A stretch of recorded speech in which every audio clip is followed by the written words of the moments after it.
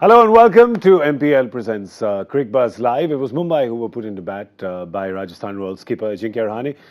Didn't go to plan in the first 10. You'd say the second 10 was probably more to Rajasthan's liking, just a little more than the first 10.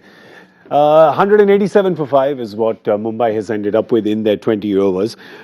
Thanks, of course, to Hardik Pandya's fireworks towards the end have taken them to respectability. Otherwise, it really was going towards Rajasthan's way. I'm Gaurav Kapur. You're watching MPL Presents Cricbuzz Live with me, Michael Vaughan and Joy Bhattacharjya. Michael, safe to say at the halfway mark, 92 for no loss. If you would have told Rajasthan, I'm ignoring it. I'm ignoring you sitting on the MPL super couch. I think he's making a point. Do you know why I've won this today? Because these are the balls that England should be bowling with in the Ashes.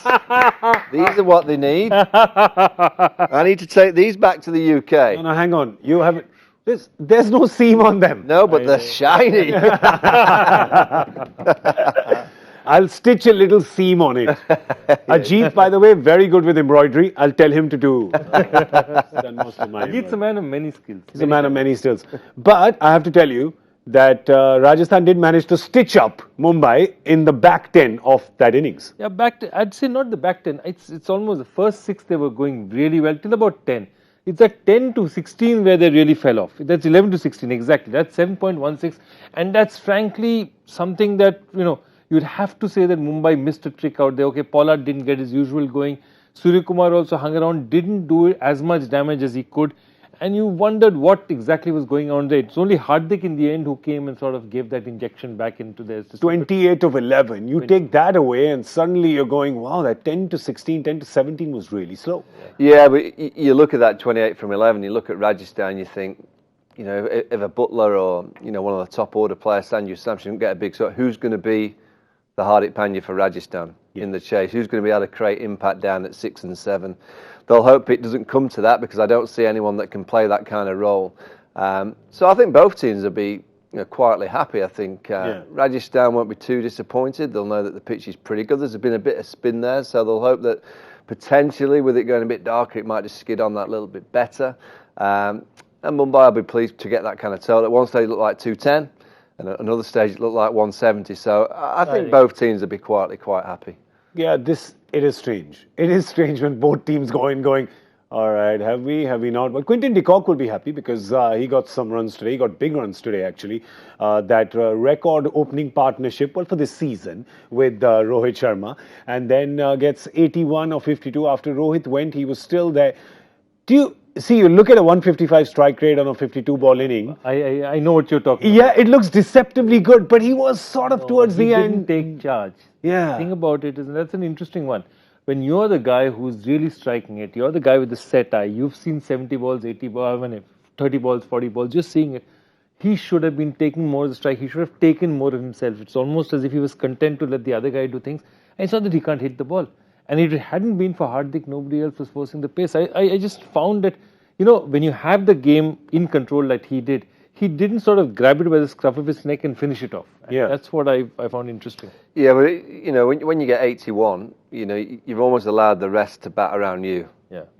Because he took up the majority of the overs, he will be pleased that he's done a real nice role for his team. And for Rajasthan to chase down the target, one of the top three will have to play a similar kind of role. They'll want a firecracker at the top, a Butler to come out and get a 50 quickly off 20 odd balls. But for them to chase down this total, they're going to need that kind of number. So, individuals can bat around that kind of player. So here's the thing. Rajasthan will, of course, want to get off to a good power play. Easy enough at Wankhede, comes on, small ground, etc., etc. You get 50, 60.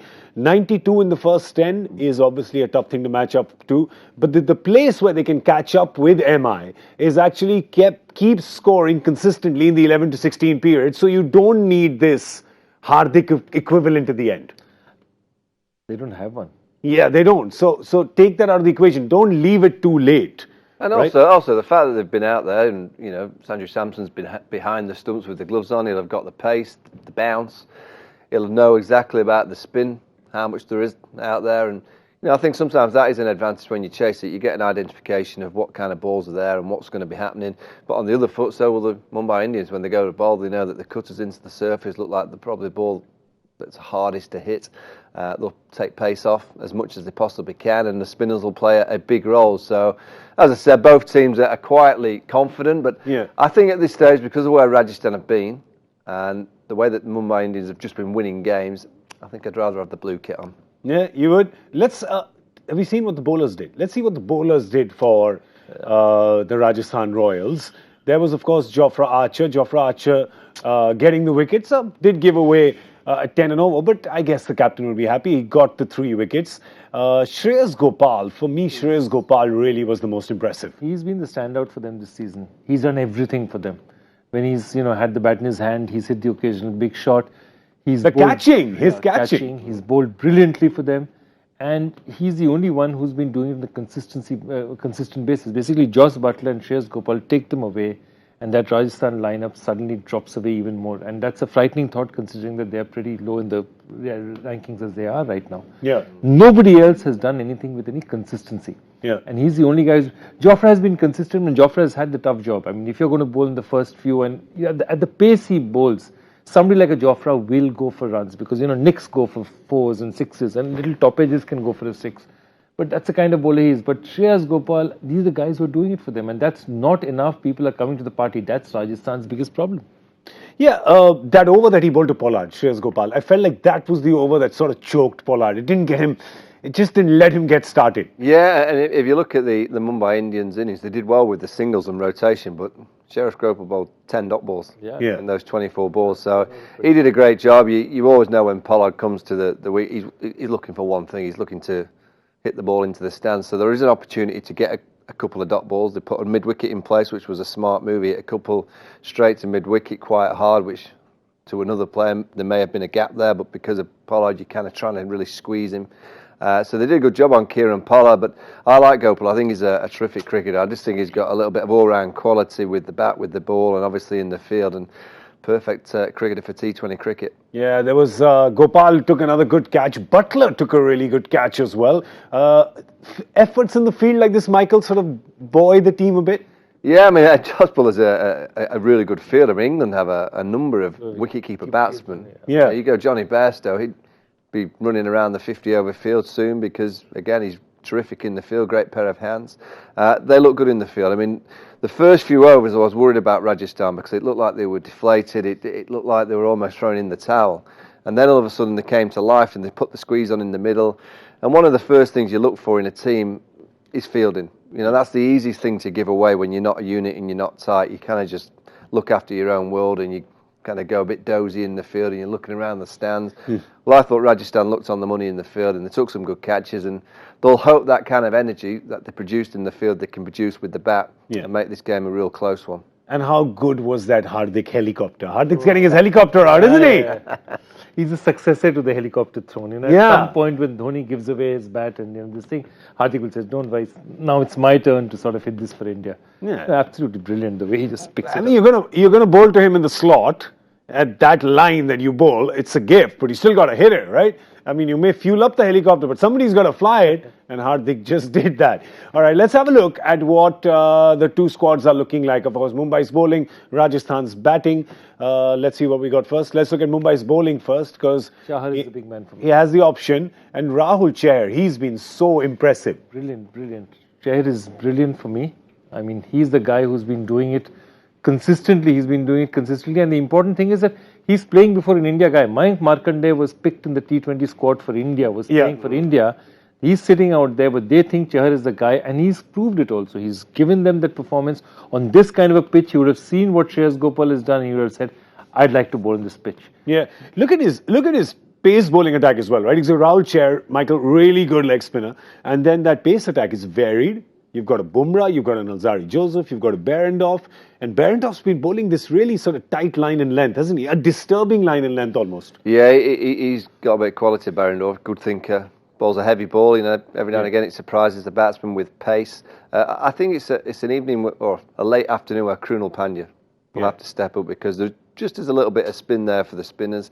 Hasn't had the greatest of tournaments. Now this is the perfect chance to bowl 4 overs. Again, he's not been able to manage 4 overs too often in this year's IPL. Can he get 4 overs under his belt? Can he get a bit of tweak, couple of wickets, and he'll get his confidence flushing back through the body. But there's plenty of variations there for Rohit Sharma to work with. You know, there's the pace of Bumrah, there's a bit of pace of Valsara, there's a skill of the left arm of Behrendorff, and then you've got a bit of the leg spin and also the left arm spinner. So a real kind of mixed bag that the captain can play with. All right, so your call is advantage Mumbai at this time? Primarily because of the form in the tournament. Yeah, I just think the form and the way that it sways. If Butler comes out of the blocks, of course it's possible. But I just think that Mumbai have just known how to win recently. 3 on the trot, and they've all been quite tight. If it gets tight, I think Mumbai will be the team that stays a little bit calmer than potentially the Rajasthan Royals. So just want to add to that, there was one afternoon game at Wankhede last season, and in that Delhi chased down 190 plus total. They did do it. So it is possible. See, with the conditions it's possible. What Michael is talking about is the mind game, that if it comes down and if it's close, then it's more advantage Mumbai, just because they've been winning in Rajasthan. Well, they've not been. Joy, your call? Look, if Joss Butler and all, this is as good a surface. It's not a great Wankhede surface, but the Wankhede surface is as good a surface as people like Joss Butler and Sanju Samson like. They all like the ball to come on. So these guys can if a pitch they have to get it done, this is the pitch. Would you like to see Liam Livingstone? I was just going to say, don't be surprised if Liam Livingstone walks out to open the batting with Butler. Yeah. I'm not too sure whether that would happen, but that is the way I would go, because that is where Livingstone bats in T20 cricket. He goes in first and he'll just swing in the first 6. The bad news is that it is not Livingstone. All right, so he's going to play a role that he's not used to. Yeah, that's right, he is. And probably Ashton Turner, who instinctively I want to call Ashton Kutcher every day, but Ashton Turner is not playing the role that he could have, which is at 5 and 6. And after what he's done for India, I don't get why he's still on the bench. But hey, we could completely be proven wrong. Liam Livingstone could come in at number 6, get 30 of 10 and win the game, and we'd all applaud it. Yeah, absolutely. We'd say, it's fantastic. Yeah, what they need to be is just desperate. Yeah. At that stage in the tournament. But not too desperate. There's a line between optimism and delusion, and desperation and over-desperation. But sorry, you were saying. Yeah, so absolutely. Like Brent McCullum used to be that kind. Okay, you've had a bad season, 3-4 matches. Go out there and just go and whack it. Somebody needs to go there and get a 70-80 of 30-40 balls. Yeah. Somebody needs to do it, and it's likely has to be one of the top 3 batsmen. Yeah, and efforts like that can really galvanize the team. And boy, Rajasthan Royals really need to be galvanized for the tournament. You'd really want them to win, because you don't. Otherwise, these two teams will just fall away. If today RCB and Rajasthan Royals don't win their games, it's a 16 tournament. Yeah, it's a 16 tournament. It really is. With almost 3 weeks to go. All right, so that's all we have time for now. Big thank you to Michael and Joy. We, of course, will come back with Cricbuzz Combox at the end of the 10th, and then later for MPL Presents Cricbuzz Live. Is all for now. Goodbye, my friends. Bye-bye.